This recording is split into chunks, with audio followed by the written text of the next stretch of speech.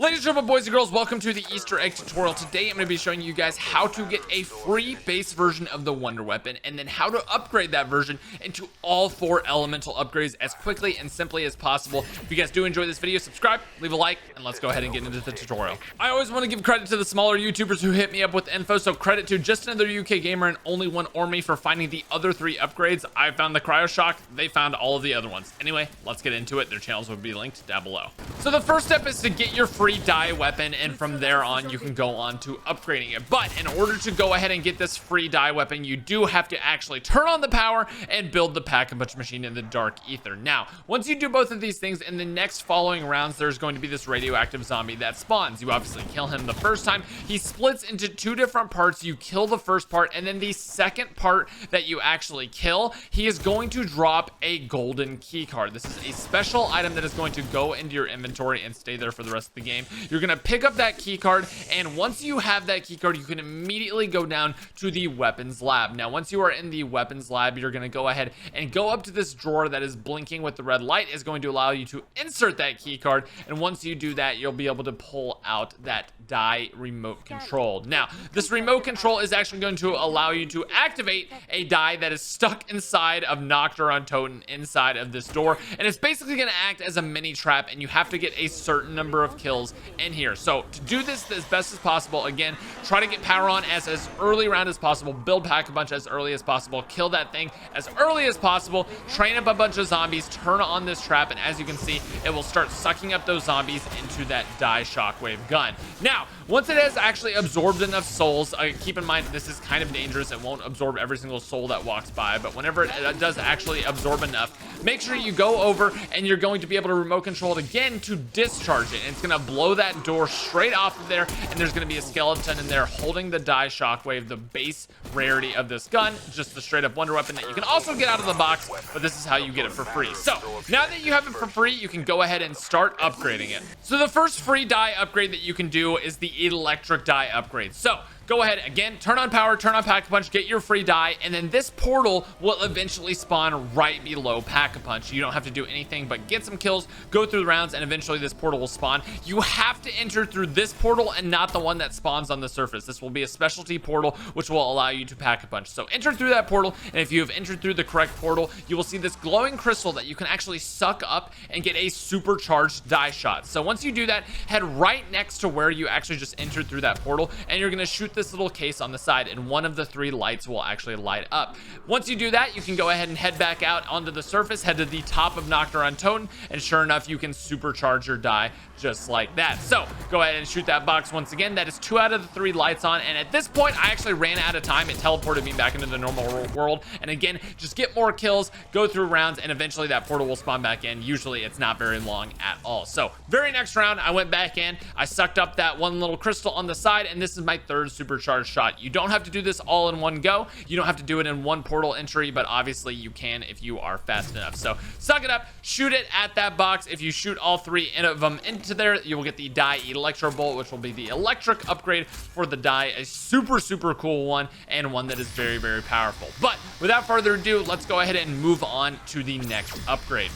So next up is the fire upgrade, probably the easiest and fastest one to do. You want to head over and look underneath this little plane thing after collecting your free D.I.E wonder weapon. Shoot that box open. Mine was already open in the game because I shot it earlier, but just go ahead and shoot that box. You should see a little yellow glowing fuse in that box. But go ahead and enter the dark ether, and whenever you go ahead and do that, it will be lifted up and you can grab that fuse from right underneath. Once you have that fuse, head straight into the weapons testing room, and you're going to jump into the little pit in the middle right underneath the nuke, and right opposite of Deadshot Dacre, you're gonna have a spot to place the fuse when you are in the dark ether. This will cut the box in half, and once you do that, it will immediately eject you from the dark ether. So make sure you are ready to be ejected out of the dark ether whenever you do that. But whenever you do that, you will be able to head back to this little box, and the dark ether has opened up this box, and it is now available for you to grab from on top of the truck. You get the fire upgrade, and you're moving on to the 3rd of the 4 upgrades. So the next one up is the Cryo Freeze upgrade. Now, head on top of Nocturne Totem, take your fresh wonder weapon out,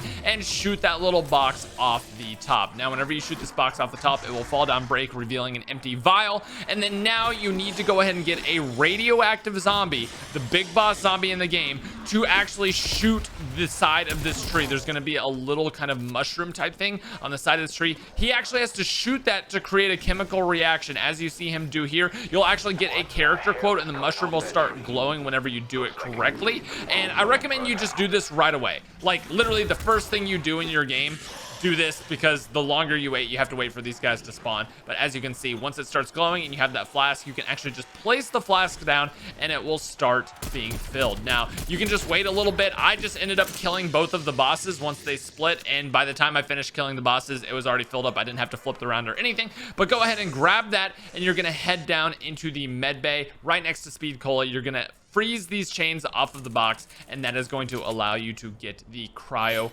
Freeze upgrade for your die, and you are on to the fourth and final upgrade. You're almost there. Let's go ahead and do it right now. Now, for the fourth and final upgrade, you're gonna head to Nacht der Untoten. You are going to go ahead, and in this back left corner, it's the same spawn point every time. You're gonna go ahead and use the suck mechanism of your wonder weapon, pull this to you, and pick it up on the ground. Now, once you have this empty container, you're gonna head over to Deadshot, and you're gonna be able to place it right here in this back left corner. Now, once it is placed, you're gonna need to kill a plague hound who is right next to this thing, and it will actually suck up all of the gas into that little canister, place it into that aerosol canister. You will get a quote, you will see the suck up. If it is happening, run over, grab this gas, and you're gonna run directly up to the plane area. You're gonna place that canister right on top of the fourth and final box, shoot it, and it will explode, and the vines will basically be taken away, and you will be able to grab the fourth and final upgrade. Now, I want to quickly talk about each one of these upgrades, what they are good for, what they are bad for, what you should be using, what you should be going for in solo, etc. Let's go ahead and get into that right now. So let's talk about each upgrade and what it is best used for. First up is the electric gun. Think about this thing as a glorified super high damage AR. It does a ton of damage to zombies in a straight line, and it's not necessarily the best at anything, but it is second best at everything, if that makes sense. It is super, super reliable and a great one to pick up. Next up is the Cryo Freeze Gun, and I can basically say that this one is probably the worst for boss damage and the worst for zombie damage, but it has insane slow abilities. You can hold down an entire horde while your buddy goes for a revive. You can freeze an entire hold, go for the revive yourself. Basically, if you need to stop zombies in their tracks, this is the gun for you. It's not the best ammo-wise, it's not the best damage-wise, but it is the best in crowd control. Next up is the fire upgrade, and the best way that I can explain this one, it is a very slow-moving,